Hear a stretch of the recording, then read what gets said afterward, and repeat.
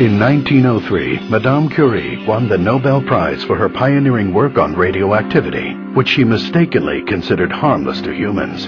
We now know that her premature death from a rare blood disease was directly related to her exposure to radiation.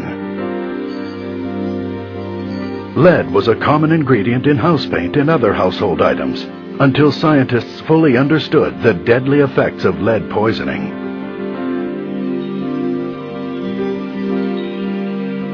Until the 1980s, the federal government was reluctant to stand up to the powerful tobacco industry, even though millions had died of smoking-related diseases. Let's face it, sometimes we're slow to recognize danger when it's not painfully obvious, and the government is reluctant to take action even after the danger is exposed. Unfortunately, many people suffer and die before we eventually get around to dealing with many potential risks. And in spite of the fact that we have curtailed smoking, regulated harmful pesticides in agriculture, reduced the kind of chemicals we use in food and household products, decreased dangerous toxins that pollute our air, many diseases are on the rise, including Parkinson's, Alzheimer's, and some forms of cancer. Why? Well, many scientists believe we're under assault by another form of common pollution we may have underestimated. Invisible, odorless, silent, and potentially deadly. This form of pollution is everywhere. You can't escape it. Electromagnetic frequencies, EMFs, produced by most electrical devices, appliances, and the high-voltage power lines that surround us. Electromagnetic radiation, emitted by most wireless devices, and microwaves, the same energy frequencies we use to cook food in microwave ovens. But your microwave oven isn't the only source of pulsing microwave radiation that assaults you every second of every day. Television, telephone, and computer signals are transmitted by microwaves. Even some automatic garage door openers use microwaves to operate. Some environmentalists call this proliferation of EMFs electropollution, and one United States government agency warns that the levels Americans are exposed to every day without even being aware of it may be dangerous. The fact is, you, your loved ones, your children, are exposed to 100 million times more EMFs, electromagnetic radiation, and microwaves than your grandparents. And now, one source of electropollution has become an increasingly integral part of our lives. Up close and personal. The cell phone. In 1993, the first lawsuit was filed against the cell phone industry by a man who claimed his wife's brain tumor was caused by cell phone use. A brain tumor shaped exactly like her cell phone antenna.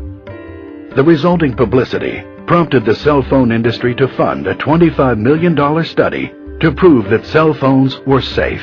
They hired Dr. George Carlo, a highly respected public health scientist, to conduct the research. Dr. Carlo's study was thorough and conclusive, proving just the opposite of what the cell phone companies wanted. In fact, Carlo found a strong connection between cell phone use and brain tumors, neurological disease, and genetic damage. The scientific evidence is mounting daily. Brain cancer is up 25% since cell phones became popular. Every year, there are 183,000 more cases in the U.S. alone. And this may just be the beginning. Like smoking and lead poisoning, the damage from electropollution is cumulative and may take years, even decades, to reveal itself. But every exposure may adversely affect your health.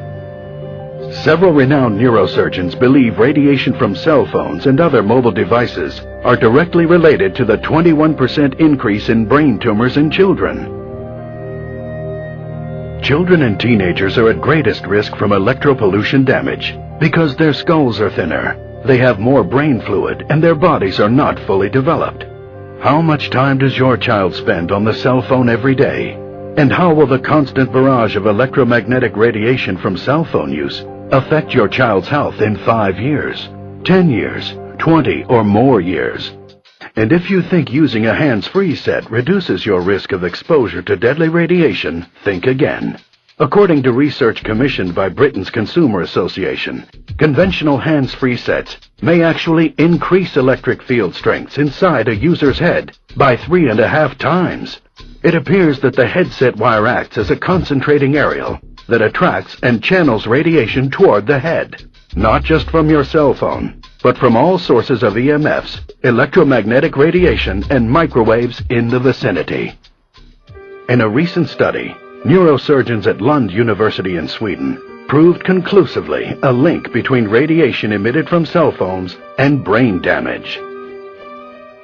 The researchers attached cell phones to the cages of rats and exposed them to intermittent electromagnetic radiation for only 2 hours, emulating typical cell phone use. 50 days after that single 2-hour exposure, the rat's brain showed significant blood vessel leakage, as well as areas of shrunken, damaged neurons. Researchers concluded that if human brains are similarly affected, the damage could produce significant long-term mental deficiencies. And in 2004, respected scientists in Sweden proved for the first time a definitive human link between cell phone use and benign brain tumors located exactly where the patients held their cell phones. Dr. Sheldon Levy, a respected physician and surgeon, has studied the effects of EMF radiation. I have to tell you, it's hard to ignore the data. We must consider the long-term risks of cell phone use. If indeed the effects are cumulative, then young people who are using cell phones at such an early stage in their development run a particularly high risk. But cell phones aren't the only culprit.